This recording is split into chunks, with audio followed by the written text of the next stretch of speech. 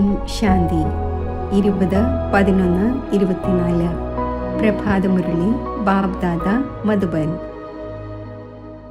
ബാബ പറയുന്നു, മധുരമായ കുട്ടികളെ, മന്മനാഭവയുടെ വശീകരണ മന്ത്രത്തിലൂടെ തന്നെയാണ് നിങ്ങൾക്ക് മായയുടെ മേൽ ജയം നേടുവാൻ സാധിക്കുന്നത്. ഈ മന്ത്രം എല്ലാവരെയും ഓർമ്മിപ്പിക്കൂ.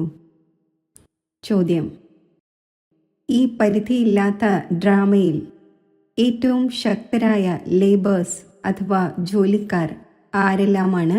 എങ്ങനെ? ഉത്തരം: ഈ പഴയ ലോകത്തെ ശുചിയാക്കുന്ന ഏറ്റവും ശക്തരായ ലേബേഴ്സാണ് നാച്ചുറൽ കലാമിറ്റീസ്.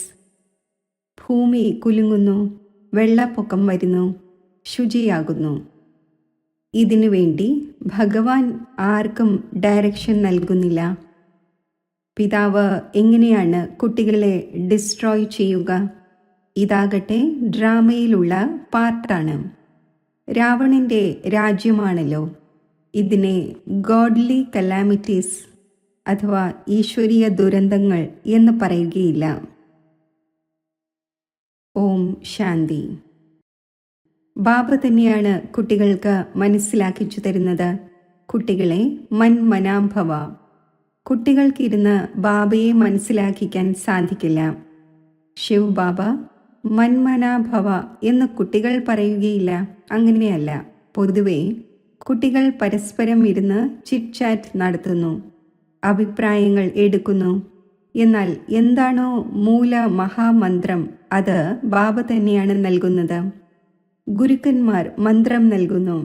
ഈ സമ്പ്രദായം എവിടെ നിന്ന് വന്നു? പുതിയ സൃഷ്ടിയെ രചിക്കുന്ന ഈ ബാബ തന്നെയാണ് ആദ്യമാദ്യം മന്മനാഭവ എന്ന മന്ത്രം നൽകുന്നത്. ഇതിൻ്റെ പേര് തന്നെ വശീകരണ മന്ത്രം, അതായത് മായയുടെ മേൽ ജയം നേടാനുള്ള മന്ത്രം എന്നാണ്. ഇത് ഉള്ളിൽ ജപിക്കേണ്ടതില്ല, ഇത് മനസ്സിലാക്കിക്കേണ്ടതുണ്ട്. ബാബ അർത്ഥസഹിതം മനസ്സിലാക്കിച്ചു തരുന്നു. ഗീതയിലുണ്ടെങ്കിലും അർത്ഥം ആരും മനസ്സിലാക്കുന്നില്ല. ഇത് ഗീതയുടെ എപ്പിസോഡുമാണ്. എന്നാൽ കേവലം പേര് മാറ്റിയിരിക്കുകയാണ്. എത്ര വലിയ വലിയ പുസ്തകവും മറ്റും ഭക്തിമാർഗത്തിൽ ഉണ്ടാക്കപ്പെടുന്നു. വാസ്തവത്തിൽ ഇത് ഓറലി ബാബയിരുന്ന് കുട്ടികൾക്ക് മനസ്സിലാക്കിച്ചു തരുന്നു. ബാബയുടെ ആത്മാവിൽ ജ്ഞാനമുണ്ട്. കുട്ടികളുടെയും ആത്മാവ് തന്നെയാണ് ജ്ഞാനം ധാരണ ചെയ്യുന്നത്. പിന്നെ കേവലം സഹജമായി മനസ്സിലാക്കിക്കുന്നതിനു വേണ്ടിയാണ് ഈ ചിത്രവും മറ്റും ഉണ്ടാക്കുന്നത്. കുട്ടികളായ നിങ്ങളുടെ ബുദ്ധിയിൽ ഈ മുഴുവൻ നോളജുമുണ്ട്.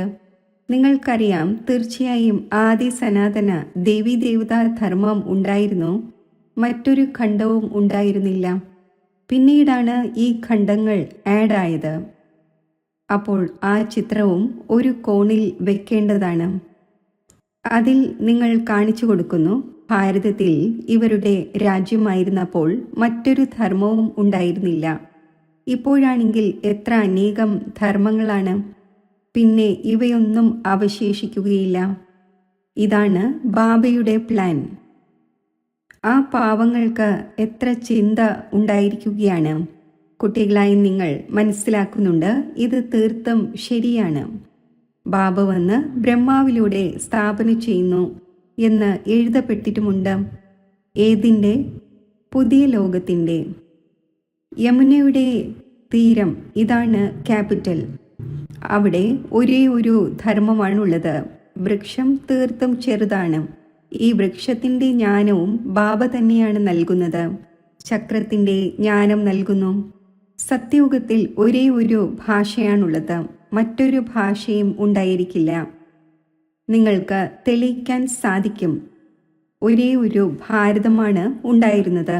ഒരേ ഒരു രാജ്യമുണ്ടായിരുന്നു. ഒരേ ഒരു ഭാഷയാണ് ഉണ്ടായിരുന്നത്. പാരഡൈസിൽ സുഖവും ശാന്തിയും ഉണ്ടായിരുന്നു. ദുഃഖത്തിൻ്റെ പേരോ അടയാളമോ ഉണ്ടായിരുന്നില്ല. ഹെൽത്ത്, വെൽത്ത്, ഹാപ്പിനെസ് എല്ലാം ഉണ്ടായിരുന്നു. ഭാരതം പുതിയതായിരുന്നു. അപ്പോൾ ആയുസ്സും വളരെ വലുതായിരുന്നു. കാരണം പവിത്രത ഉണ്ടായിരുന്നു. പവിത്രതയിൽ മനുഷ്യർ ആരോഗ്യവാനായിരിക്കുന്നു. അപവിത്രതയിൽ നോക്കൂ, മനുഷ്യരുടെ എന്തവസ്ഥയാണ് ഉണ്ടാകുന്നത്.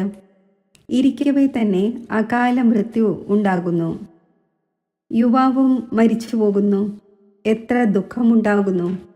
അവിടെ അകാല മൃത്യു ഉണ്ടാകുന്നില്ല. ഫുൾ ഏജ് ഉണ്ടായിരിക്കും. തലമുറ വരെയും, അതായത് വാർദ്ധക്യം വരെയും ആരും മരിക്കുന്നില്ല.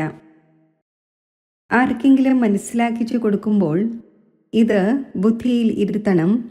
പരിധിയില്ലാത്ത ബാബയെ ഓർമ്മിക്കൂ. ആ ഒന്ന് തന്നെയാണ് പതീത പാവനൻ.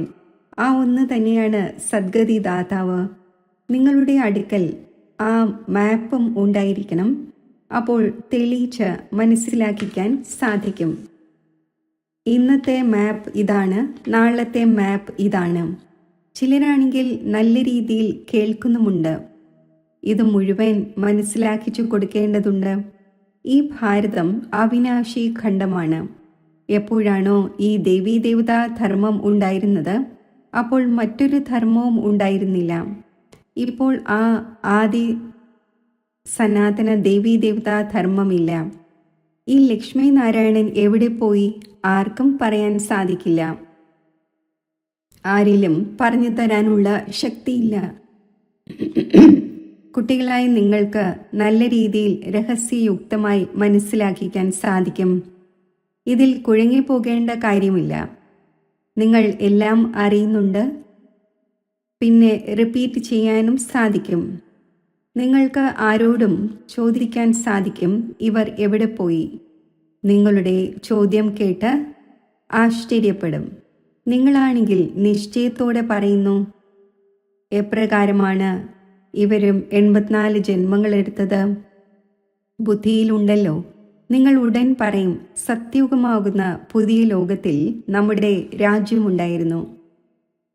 ഒരേ ഒരു ആദി സനാതന ദേവീദേവതാ ധർമ്മം ഉണ്ടായിരുന്നു. മറ്റൊരു ധർമ്മവും ഉണ്ടായിരുന്നില്ല. Everything new. ഓരോ വസ്തുവും സദോപ്രധാനമായിരിക്കും. എത്ര അളവറ്റ സ്വർണവുമുണ്ട്. എത്ര സഹജമായി ലഭ്യമാകുന്നുണ്ടാകും. അതിലൂടെ ഇഷ്ടികയും കെട്ടിടവും മറ്റും നിർമ്മിക്കപ്പെടുന്നുണ്ടാകും. അവിടെയാണെങ്കിൽ എല്ലാം സ്വർണത്തിൻ്റെതായിരിക്കും. ഖനികളെല്ലാം പുതിയതായിരിക്കുമല്ലോ. റിയലായത് ധാരാളം ഉണ്ടെന്നിരിക്കെ ആർട്ടിഫിഷ്യൽ ഇറങ്ങുകയില്ല. ഇവിടെ റിയലിൻ്റെ പേരേയില്ല. ഇമിറ്റേഷൻ്റെ എത്ര സ്വാധീനമുണ്ട്. അതിനാൽ അസത്യമായ മായ, അസത്യമായ ദേഹം എന്ന് പറയുന്നു. സമ്പത്തും അസത്യമാണ്. ഇങ്ങനെയുള്ള പലതരത്തിലുള്ള വജ്രങ്ങളും മുത്തുകളും ഇറങ്ങുന്നു. സത്യമായതാണോ അസത്യമായതാണോ എന്ന് അറിയാൻ പോലും കഴിയുന്നില്ല. ഷോ ഇത്രയും ഉണ്ടായിരിക്കുന്നു. അത് അസത്യമാണോ സത്യമായതാണോ എന്ന് തിരിച്ചറിയാൻ സാധിക്കുന്നില്ല. അവിടെയാണെങ്കിൽ ഈ അസത്യമായ വസ്തുക്കളൊന്നും ഉണ്ടായിരിക്കില്ല. വിനാശം നടക്കുമ്പോൾ എല്ലാം ഭൂമിയിലേക്ക് പോകുന്നു. ഇത്രയും വലിയ വലിയ കല്ലുകൾ, വജ്രങ്ങൾ തുടങ്ങിയവ കെട്ടിടങ്ങളിൽ പതിപ്പിക്കുന്നുണ്ടാകും. അതെല്ലാം എവിടെ നിന്ന് വന്നിട്ടുണ്ടാകും? ആരായിരിക്കും കട്ട് ചെയ്യുന്നുണ്ടാവുക? ഇന്ത്യയിലും ധാരാളം എക്സ്പേർട്സ് ഉണ്ട്. സമർത്ഥരായി മാറും. പിന്നെ അവിടെ ഈ സാമർഥ്യവുമായി വരുമല്ലോ. കിരീടവും മറ്റും കേവലം വജ്രങ്ങൾ കൊണ്ട് മാത്രം ഉണ്ടാക്കില്ല. അത് തീർത്തും റിഫൈൻഡായ സത്യമായ വജ്രമായിരിക്കും. ഈ ഇലക്ട്രിസിറ്റി, ടെലിഫോൺ, വാഹനം തുടങ്ങിയവ മുൻപ് ഉണ്ടായിരുന്നില്ല. ബാബയുടെ ഈ ലൈഫിനുള്ളിൽ തന്നെ എന്തെല്ലാം ഇറങ്ങിയിരിക്കുകയാണ്. ഇതെല്ലാം ഇറങ്ങിയിട്ട് 100 വർഷമായി. അവിടെയാണെങ്കിൽ വലിയ എക്സ്പേർട്സ് ഉണ്ടായിരിക്കും. ഇപ്പോൾ എല്ലാം പഠിച്ചുകൊണ്ടിരിക്കുന്നു, സമർത്ഥരായിക്കൊണ്ടിരിക്കുന്നു. ഇതിൻ്റെയും സാക്ഷാത്കാരം കുട്ടികൾക്ക് നൽകുന്നു. അവിടെ ഹെലികോപ്റ്റേഴ്സും ഫുൾ പ്രൂഫ് ആയിരിക്കും. കുട്ടികളും വളരെ സദോപ്രധാനവും ഷ്രോഡ് ബുദ്ധിയുള്ളവരുമായിരിക്കും. അല്പം മുന്നോട്ട് പോകുമ്പോൾ നിങ്ങൾക്ക് എല്ലാ സാക്ഷാത്കാരവും ഉണ്ടായിരിക്കും. തൻ്റെ ദേശം സമീപം വരുമ്പോൾ വൃക്ഷം കാണപ്പെടുമല്ലോ. ഉള്ളിൽ സന്തോഷമുണ്ടായിക്കൊണ്ടിരിക്കും. ഇപ്പോൾ വീട് എത്തിക്കഴിഞ്ഞു. ഇപ്പോൾ വന്നെത്തിയിരിക്കുകയാണ്. അവസാനം നിങ്ങൾക്കും ഇങ്ങനെ സാക്ഷാത്കാരം ഉണ്ടായിക്കൊണ്ടിരിക്കും. കുട്ടികൾ മനസ്സിലാക്കുന്നുണ്ട് മോസ്റ്റ് ബിലവഡായ ബാബയാണ്. ആ ഒന്ന് തന്നെയാണ് സുപ്രീം ആത്മാവ്. ആ ഒന്നിനെ എല്ലാവരും ഓർമ്മിക്കുകയും ചെയ്യുന്നു. ഭക്തിമാർഗത്തിൽ നിങ്ങളും പരമാത്മാവിനെ ഓർമ്മിച്ചിരുന്നു. എന്നാൽ അത് ചെറുതാണോ അതോ വലുതാണോ ഇത് അറിയാമായിരുന്നില്ല. ഭൃഗുടിയുടെ മധ്യത്തിൽ അത്ഭുത നക്ഷത്രം തിളങ്ങുന്നു എന്ന് പാടുന്നുമുണ്ട്. അപ്പോൾ തീർച്ചയായും ബിന്ദുവിന് സമാനം ആയിരിക്കുമല്ലോ. ആ ഒന്നിനെ പറയുന്നത് തന്നെ സുപ്രീം ആത്മാവ്, അതായത് പരമാത്മാ എന്നാണ്. ആ ഒന്നിൽ സർവവിശേഷതകളുമുണ്ട്. ജ്ഞാനത്തിൻ്റെ സാഗരമാണ്. എന്ത് ജ്ഞാനം കേൾപ്പിക്കും? ആ ഒന്ന് കേൾപ്പിക്കുമ്പോഴല്ലേ അറിയാൻ കഴിയുകയുള്ളൂ. നിങ്ങളും മുൻപ് അറിഞ്ഞിരുന്നുവോ? കേവലം ഭക്തി മാത്രമാണ് അറിഞ്ഞിരുന്നത്. ഇപ്പോൾ മനസ്സിലാക്കുന്നു, വണ്ടറാണ്. ആത്മാവിനെയും ഈ കണ്ണുകൾ കൊണ്ട് കാണാൻ സാധിക്കുന്നില്ല. അപ്പോൾ ബാബയെയും മറന്നു പോകുന്നു. ഡ്രാമയിലെ പാർട്ട് തന്നെ ഇങ്ങനെയാണ്. ആരെയാണോ വിശ്വത്തിൻ്റെ അധികാരിയാക്കുന്നത് അവരുടെ പേര് ചേർത്തിരിക്കുന്നു. ആക്കുന്നയാളുടെ പേര് അപ്രത്യക്ഷമാക്കുന്നു. ശ്രീകൃഷ്ണനെ ത്രിലോകിനാഥൻ, വൈകുണ്ഠനാഥൻ എന്ന് പറയുന്നു. അർത്ഥമൊന്നും മനസ്സിലാക്കുന്നില്ല, കേവലം മഹിമ നൽകുന്നു. ഭക്തിമാർഗത്തിൽ അനേകം കാര്യങ്ങൾ ഇരുന്ന് ഉണ്ടാക്കിയിരിക്കുകയാണ്. ഭഗവാനിൽ ഇത്രയും ശക്തിയുണ്ട്. അത് 1000 സൂര്യന്മാരേക്കാൾ തേജസ്സുള്ളതാണെന്നും എല്ലാവരെയും ഭസ്മമാക്കാൻ സാധിക്കുമെന്നും പറയുന്നു. ഇങ്ങനെയുള്ള കാര്യങ്ങൾ ഉണ്ടാക്കിയിരിക്കുകയാണ്. ബാബ പറയുന്നു, ഞാൻ കുട്ടികളെ എങ്ങനെയാണ് കത്തിക്കുക? ഇത് സംഭവ്യമേ അല്ല. കുട്ടികളെ പിതാവ് ഡിസ്ട്രോയ് ചെയ്യുമോ? ഇല്ല. ഇത് ഡ്രാമയിലെ പാർട്ടാണ്. പഴയ ലോകം ഇല്ലാതാകേണ്ടതുണ്ട്. പഴയ ലോകത്തിൻ്റെ വിനാശത്തിനു വേണ്ടി ഈ നാച്ചുറൽ കലാമിറ്റീസ് എല്ലാം ലേബേഴ്സാണ്. എത്ര ശക്തരായ ലേബേഴ്സാണ്. അവർക്ക് ബാബ വിനാശം ചെയ്യൂ എന്ന ഡയറക്ഷൻ നൽകുന്നൊന്നുമില്ല. കൊടുങ്കാറ്റ് വീശുന്നു, ഫാമിൻ ഉണ്ടാകുന്നു, ഇത് ചെയ്യൂ എന്ന് ഭഗവാൻ പറയുന്നുണ്ടോ? ഒരിക്കലുമില്ല. ഇത് ഡ്രാമയിലുള്ള പാർട്ടാണ്. ബാബ ബോംബുകൾ നിർമ്മിക്കൂ എന്ന് പറയില്ല. ഇതെല്ലാം രാവണൻ്റെ മതമാണ് പറയുക. ഇത് മുൻകൂട്ടി തയ്യാറാക്കപ്പെട്ട ഡ്രാമയാണ്. രാവണൻ്റെ രാജ്യമാണ് അപ്പോൾ ആസുരീയ ബുദ്ധിയായി മാറുന്നു. എത്ര പേർ മരിക്കുന്നു? ഒടുവിൽ എല്ലാം കത്തിച്ചു കളയും. ഇത് ഉണ്ടാക്കപ്പെട്ട കളിയാണ്. അത് റിപ്പീറ്റ് ആകുന്നു. ശങ്കർ കണ്ണുകൾ തുറക്കുമ്പോൾ വിനാശമുണ്ടാകുന്നു എന്നൊന്നുമല്ല. ഇതിനെ ഗോഡ്ലി കലാമിറ്റീസ് എന്നും പറയില്ല. ഇത് നാച്ചുറൽ തന്നെയാണ്. ഇപ്പോൾ ബാബ കുട്ടികളായി നിങ്ങൾക്ക് ശ്രീമത്ത് നൽകിക്കൊണ്ടിരിക്കുന്നു. ആർക്കെങ്കിലും ദുഃഖമോ മറ്റോ നൽകുന്നതിൻ്റെ കാര്യമേ ഇല്ല. ബാബ സുഖത്തിനുള്ള വഴി പറഞ്ഞു തരുന്നവനാണ്. ഡ്രാമ പ്ലാൻ അനുസരിച്ച് കെട്ടിടം പഴയതാവുക തന്നെ ചെയ്യും. ബാബയും പറയുന്നു, ഈ മുഴുവൻ ലോകവും പഴയതായി കഴിഞ്ഞു. ഇത് ഇല്ലാതാകേണ്ടതുണ്ട്. പരസ്പരം അടികൂടുന്നത് എങ്ങനെയാണെന്ന് നോക്കൂ. ആസുരീയ ബുദ്ധിയാണല്ലോ. ഈശ്വരീയ ബുദ്ധി ഉള്ളപ്പോൾ ആരെയും കൊല്ലുന്നതിൻ്റെയോ മറ്റോ കാര്യമില്ല. ബാബ പറയുന്നു, ഞാൻ സർവരുടെയും പിതാവാകുന്നു. എനിക്ക് സർവരോടും സ്നേഹമുണ്ട്. ബാബ നോക്കുന്നത് ഇവിടെയാണ്. പിന്നെ അനന്യരായ കുട്ടികളുടെ നേർക്ക് തന്നെയാണ് ദൃഷ്ടി പോകുന്നത്. അവർ ബാബയെ വളരെ സ്നേഹത്തോടെ ഓർമ്മിക്കുന്നു, സർവീസും ചെയ്യുന്നു. ഇവിടെ ഇരിക്കുമ്പോൾ ബാബയുടെ ദൃഷ്ടി സർവീസബിളായ കുട്ടികളുടെ നേർക്ക് പോകുന്നു. ചിലപ്പോൾ ഡെറാഡൂണിൽ, ചിലപ്പോൾ മീററ്റിൽ, ചിലപ്പോൾ ഡൽഹിയിൽ. ഏത് കുട്ടികൾ എന്നെ ഓർമ്മിക്കുന്നുവോ അവരെ ഞാനും ഓർമ്മിക്കുന്നു. ആരാണോ എന്നെ ഓർമ്മിക്കാത്തത് എങ്കിൽ പോലും ഞാൻ എല്ലാവരെയും ഓർമ്മിക്കുന്നു. കാരണം എനിക്ക് എല്ലാവരെയും കൊണ്ടുപോകേണ്ടതുണ്ടല്ലോ. പിന്നെ ആരാണോ എന്നിലൂടെ സൃഷ്ടിചക്രത്തിൻ്റെ നോളജ് മനസ്സിലാക്കുന്നത് നമ്പർ വൈസായി അവർ പിന്നെ ഉയർന്ന പദവി നേടും. ഇത് പരിധിയില്ലാത്ത കാര്യങ്ങളാണ്. ആ ടീച്ചറും മറ്റും പരിധിയുള്ളതാണ്, ഇത് പരിധിയില്ലാത്തതാണ്. അപ്പോൾ കുട്ടികളുടെ ഉള്ളിൽ എത്ര സന്തോഷം ഉണ്ടായിരിക്കേണ്ടതാണ്. ബാബ പറയുന്നു, സർവരുടെയും പാർട്ട് ഒന്നുപോലെ ആവുക സാധ്യമല്ല. ഇദ്ദേഹത്തിൻ്റെ പാർട്ടായിരുന്നു. എന്നാൽ ഫോളോ ചെയ്യുന്നവരായി കോടിയിൽ ചിലരാണ് വന്നത്. ബാബ നമ്മൾ 7 ദിവസത്തെ കുട്ടിയാണ്, 1 ദിവസത്തെ കുട്ടിയാണ് എന്ന് പറയുന്നു. അപ്പോൾ പൂച്ചക്കുട്ടികളായല്ലോ. ബാബ ഓരോ കാര്യവും മനസ്സിലാക്കിച്ചു തന്നുകൊണ്ടിരിക്കുന്നു. നദിയും തീർച്ചയായും മറികടന്നു വന്നിരുന്നു. ബാബയുടെ വരവിലൂടെ തന്നെയാണ് ജ്ഞാനം ആരംഭിച്ചത്. ആ ഒന്നിന് എത്ര മഹിമയുണ്ട്. ആ ഗീതയുടെ അധ്യായം നിങ്ങൾ ജന്മജന്മാന്തരങ്ങളായി എത്ര തവണ പഠിച്ചിട്ടുണ്ടാകും. വ്യത്യാസം നോക്കൂ എത്രമാത്രമാണുള്ളതെന്ന്. ശ്രീകൃഷ്ണ ഭഗവാൻ ഉവാച എവിടെ, ശിവ പരമാത്മാ ഉവാച എവിടെ. രാപകലിൻ്റെ വ്യത്യാസമുണ്ട്. നിങ്ങളുടെ ബുദ്ധിയിൽ ഇപ്പോഴുണ്ട് നമ്മൾ സത്യഖണ്ഡത്തിലായിരുന്നു. സുഖവും വളരെയധികം കണ്ടു. 3/4 ഭാഗം സുഖം കാണുന്നു. ബാബ ഡ്രാമ സൃഷ്ടിച്ചത് സുഖത്തിനു വേണ്ടിയാണ്, ദുഃഖത്തിനു വേണ്ടിയല്ല. പിന്നീടാണ് നിങ്ങൾക്ക് ഈ ദുഃഖം ലഭിച്ചത്.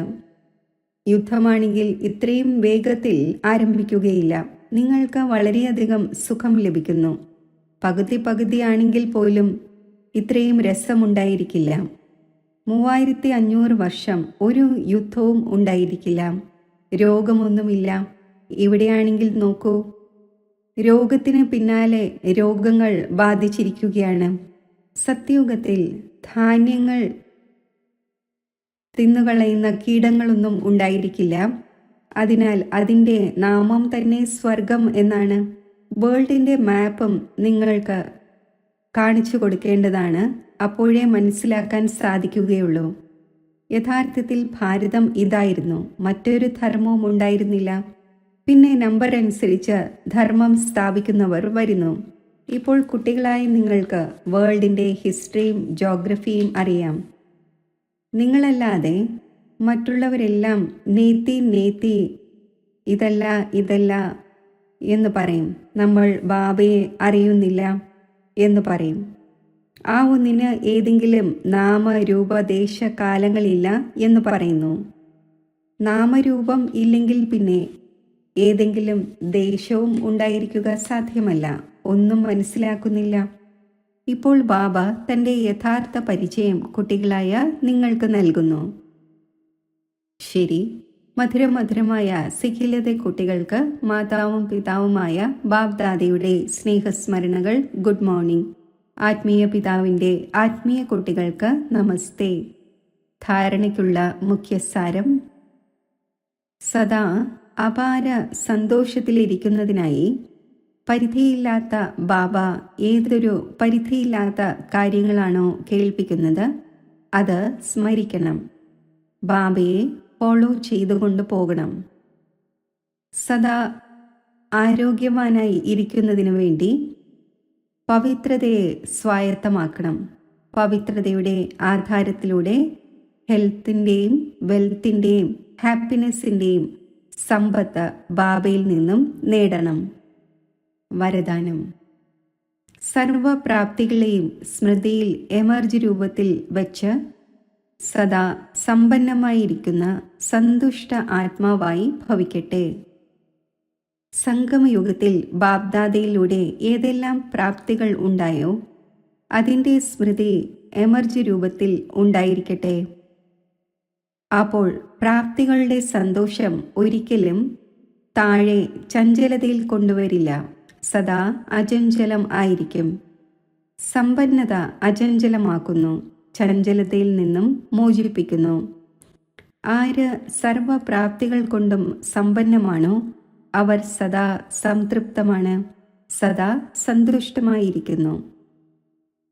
സന്തുഷ്ടത ഏറ്റവും വലിയ ഖജനാവാണ്. ആരുടെ അടുക്കൽ സന്തുഷ്ടതയുണ്ടോ അവരുടെ അടുക്കൽ സർവ്വതുമുണ്ട്. അവർ ഈ ഗീതം പാടിക്കൊണ്ടിരിക്കുന്നു. നേടേണ്ടിയിരുന്നത് നേടിക്കഴിഞ്ഞു. സ്ലോഗൻ: സ്നേഹത്തിൻ്റെ ഊഞ്ഞാലിലിരിക്കൂ, അപ്പോൾ പ്രയത്നം സ്വയമേ ഒഴിഞ്ഞു പോകും. ഓം ശാന്തി.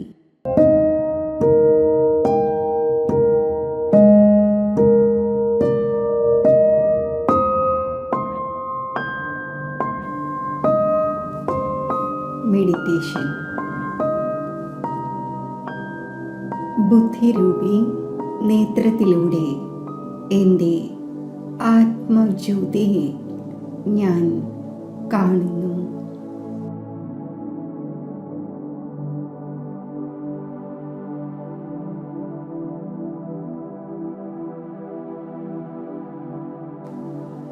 മാസ്റ്റർ ജ്ഞാനസൂര്യനായി മസ്തകത്തിൽ ഞാൻ വിരാജിക്കുന്നു. എന്നിൽ നിന്നും നാനാഭാഗത്തും പ്രകാശകിരണങ്ങൾ വ്യാപിക്കുകയാണ്.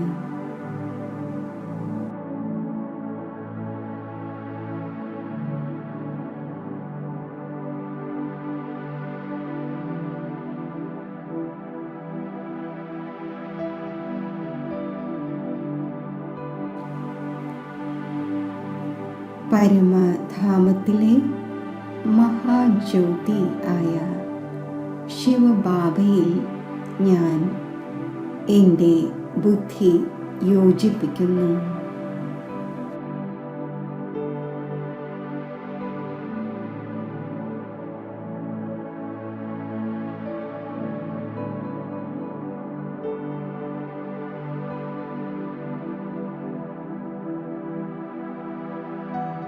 ജ്ഞാനസൂര്യനായ ശിവബാബയുടെ പ്രകാശം മുഴുവൻ വിശ്വത്തിലും വ്യാപിക്കുകയാണ്.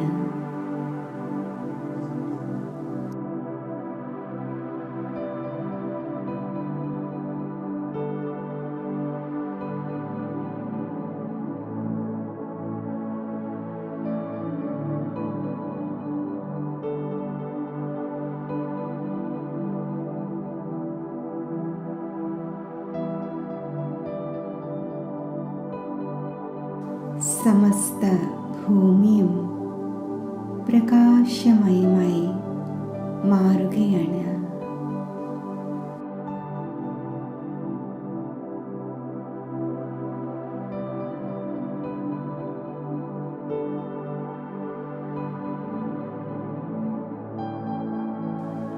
ജ്ഞാനസൂര്യൻ്റെ ലൈറ്റ്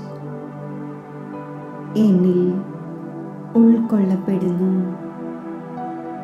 എന്നിൽ നിന്നും ജ്ഞാനസൂര്യൻ്റെ പ്രകാശം വിശ്വത്തിൽ 4 ഭാഗത്തും വ്യാപിച്ചുകൊണ്ടിരിക്കുന്നു.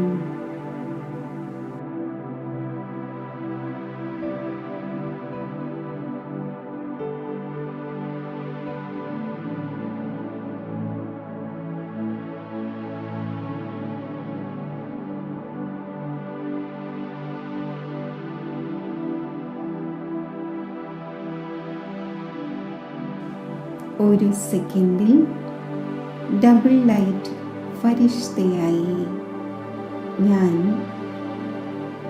ഫരിഷ്തകളുടെ ലോകത്തിൽ എത്തിച്ചേരുന്നു.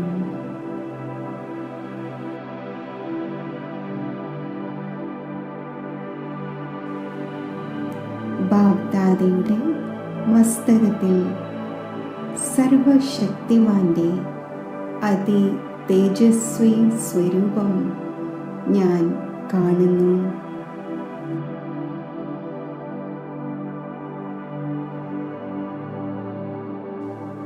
ബാബ്ദാദയുടെ വരദാനി ദൃഷ്ടി എന്നിൽ സമസ്ത ഈശ്വരീയ ശക്തികളും നിറയ്ക്കുന്നു.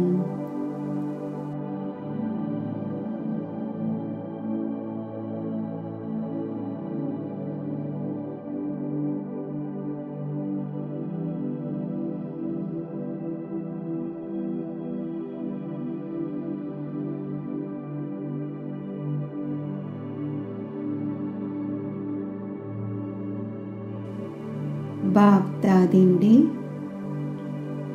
വരദാനി ഹസ്തം എൻ്റെ ശിരസിൽ ഞാൻ അനുഭവിക്കുന്നു.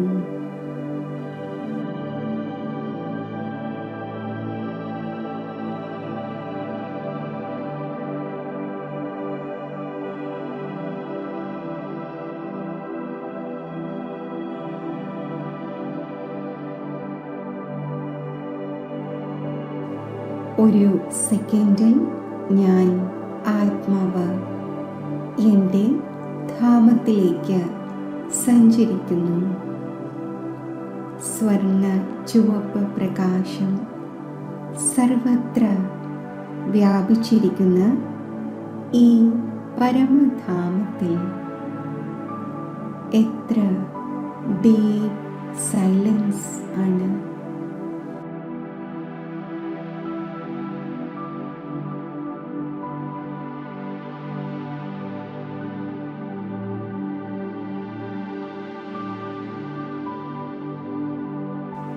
എത്ര ഡീപ് ശാന്തിയാണ്.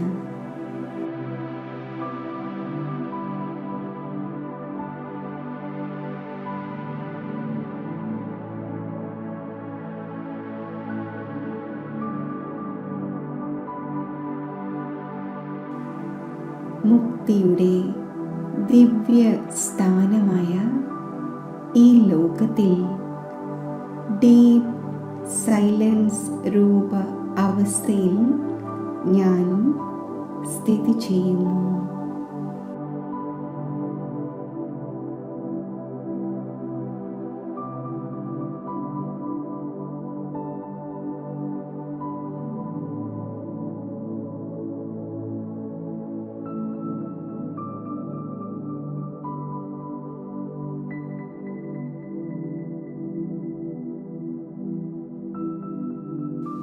ഈ ശാന്തിധാമത്തിലെ മഹാജ്യോതിസായ ശിവബാബയിൽ എൻ്റെ ബുദ്ധി ഏകാഗ്രമാക്കുന്നു.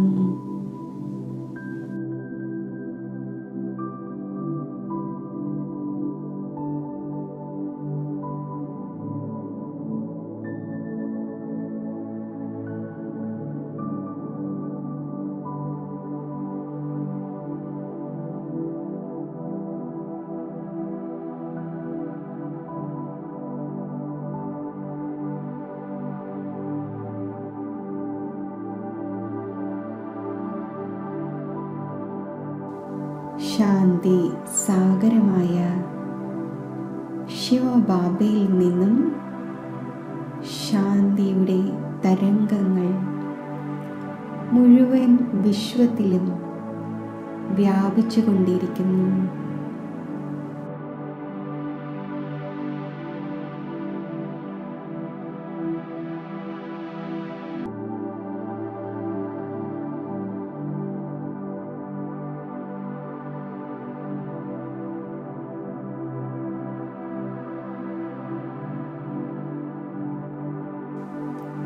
ശാന്തിയുടെ തരംഗങ്ങൾ എന്നിൽ ഉൾക്കൊള്ളപ്പെടുമ്പോൾ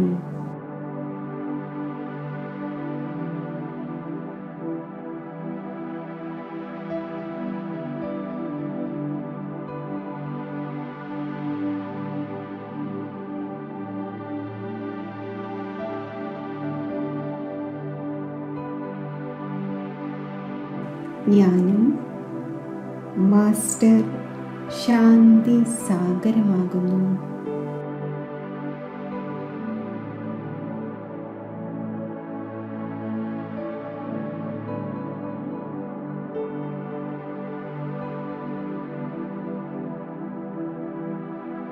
പവിത്ര സാഗരമായ ശിവബാബയിൽ നിന്നും പവിത്രതയുടെ പ്രകാശ രശ്മികൾ മുഴുവൻ വിശ്വത്തിലും വ്യാപിക്കുന്നു.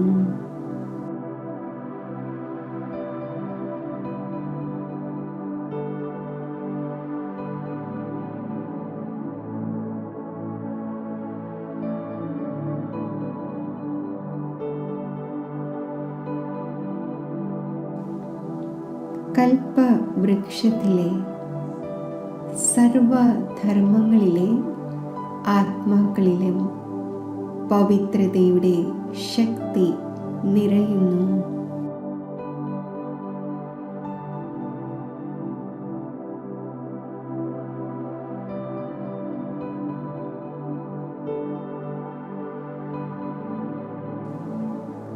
ശിവബാബയിൽ നിന്നും പ്രവഹിക്കുന്ന പവിത്ര രശ്മികൾ എന്നിൽ നിറയുന്നു.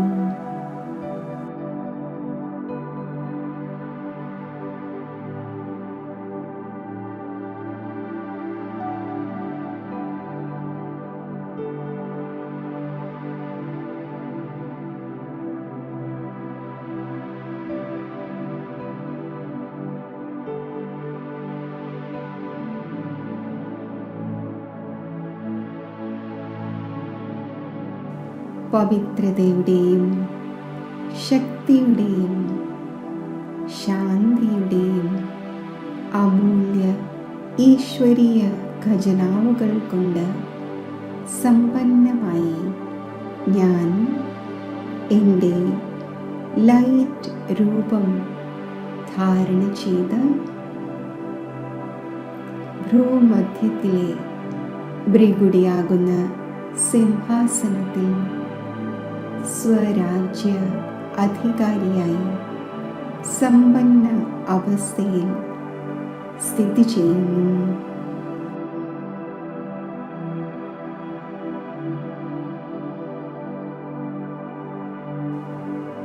എന്നിൽ നിന്നും ശാന്തിയുടെയും ശക്തിയുടെയും പവിത്രതയുടെയും ദിവ്യ പ്രകാശം നാനാഭാഗത്തും വ്യാപിക്കുന്നു.